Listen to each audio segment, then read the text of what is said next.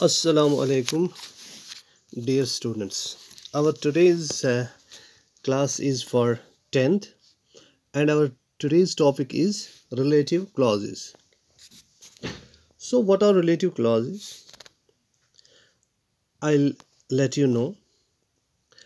Before we know what relative clauses are, we have to see what are relative pronouns.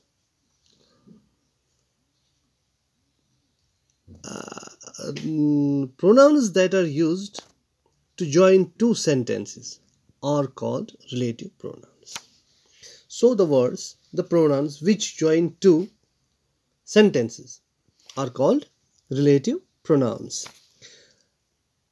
Every relative pronoun refers to the noun or pronoun going before.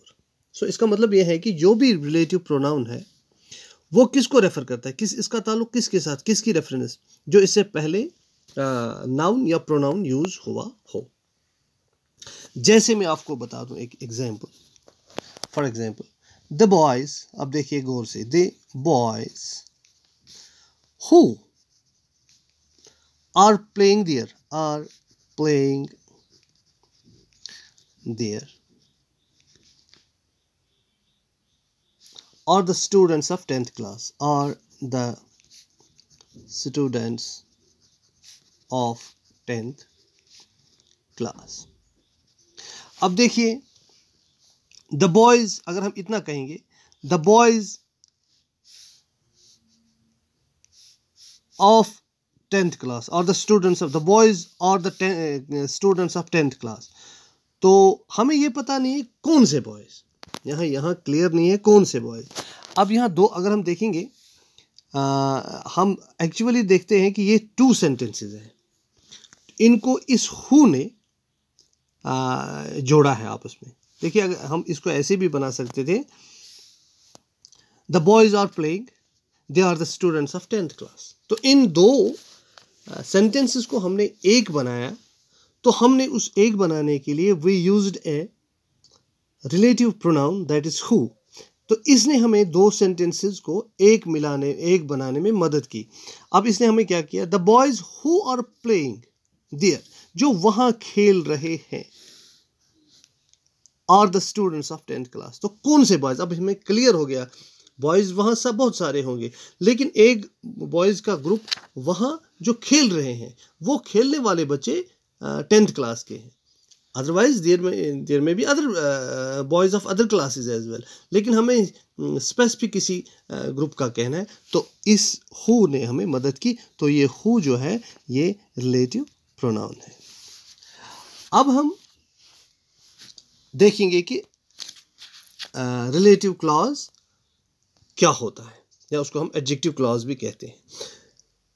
तो a clause beginning with a relative pronoun is called a relative clause or an adjective clause. तो जो clause, इस sentence का जो clause इस relative pronoun से शुरू होता है उसको हम relative clause कहते हैं. तो जनरली हम ये वर्ड्स यूज करते हैं इन क्लॉजेस को, इन क्लॉजेस को इनको मिलाने के लिए. तो relative clause with principal clause को ज्वाइन करने के लिए हम नॉर्मली ये वर्ड्स यूज करते हैं. हु, होम है, हुज है, दैट है, विच है, एज है, बट है, when, where, why.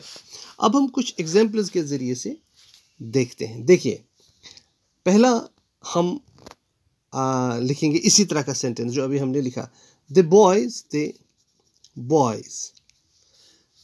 Who are playing are my students. अब इसका देखिए आप,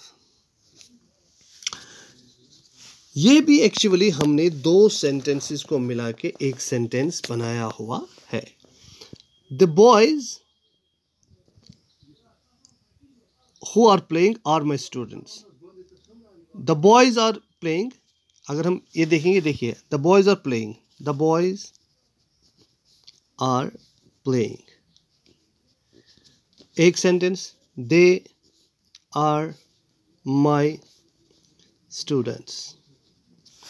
अब देखिए इनको मिला, इनको इस हु ने मिलाया है, the boys who are playing. तो इस the boys who are playing एक अलग सा सेंटेंस लग रहा है, लेकिन इसको इस हु ने इसके साथ मिलाया है। तो ये जो हु वाला, हु आर प्लेइंग, ये इसका रिलेटिव क्लॉज है। तो इसको हम इसका रिलेटिव क्लॉज कह सकते हैं। ठीक, इसी तरह से कुछ और सेंटेंसेस हैं।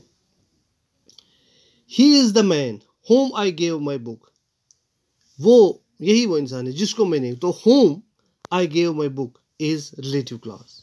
She is the girl whose book was stolen. She is the girl. She is the girl whose book was stolen. ये वो लड़की है जिसकी किताब चोरी हो गई। तो whose book was stolen is relative clause. इसी तरह से ये तो who वाले हो गए, या इसी तरह which वाला, you can take the pen which you like. तुम वो पेन ले सकते हो जो तुम्हें पसंद हो। So which you like is relative clause. इसी तरह we saw the house where he was born. हमने वो मकान देखा जहाँ वो पैदा हुआ, where he was born is the relative clause. इसी तरह who, whom and whose वाले, जैसे he who works hard will succeed. He who works hard इसमें relative clause है। She is the girl whom I gave my book. Whom I gave my book. तो अगर हम इतना ही कहेंगे whom I gave my book तो हमें पता नहीं चलता, या हम इतना ही कहेंगे she is the girl, तो क्या है she is the girl, कौन सी गर्ल, उसको क्या हुआ, तो इससे क्लियर होता है whom I gave my book, तो इसका रिलेटिव क्लॉज है।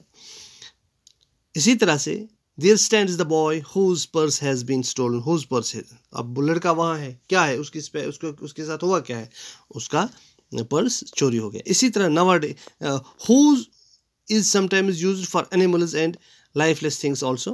ठीक, which is used for animals and lifeless things. The dog which bit him has been killed. इसी तरह this is the watch which I wanted to buy. इसी तरह से बहुत सारे ये हैं। Happy is the man that या हु इज ऑनेस्ट। कई बार हम दैट एंड हु एक ही जगह यूज करते हैं। जैसे हम this is the dog that bit him yesterday, या that this is the dog which bit him yesterday. तो दैट एंड विच कई बार यूज कर सकते हैं, एक मतलब दोनों यूज कर सकते हैं। This is the book that I wanted to buy या which I wanted to buy. The man that या whom we were looking for has arrived. That और होम भी किसी वक्त यूज़ हो सकता है एक दूसरे के बदले में। तो इस तरह से हमें ये थोड़ा सा कॉन्सेप्ट क्लियर हुआ होगा। तो इंशाल्लाह हम कल इसकी कुछ सेंटेंसेस को जोड़ के रिलेटिव क्लॉजेस कल हम देखेंगे, इसकी एक्सरसाइज करेंगे। I think this is all for today. Thank you.